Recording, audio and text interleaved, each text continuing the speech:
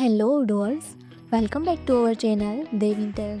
Today we will see how to pass confirm date in Invoice. So let's see about that, how to work it. You can see here module Dev Invoice confirm date. First install this module, so click on this activate button. Now our module is installable. First go to Invoicing app, create new invoice, select customer, add product and save. See here invoice date is not available any date. Now I want to confirm this. Now add date. I want to add 15 October. Now confirm this. And see here invoice date in display October 15.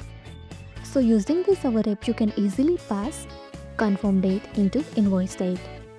If you found this helpful, do it like, share and subscribe. Thanks for watching this video.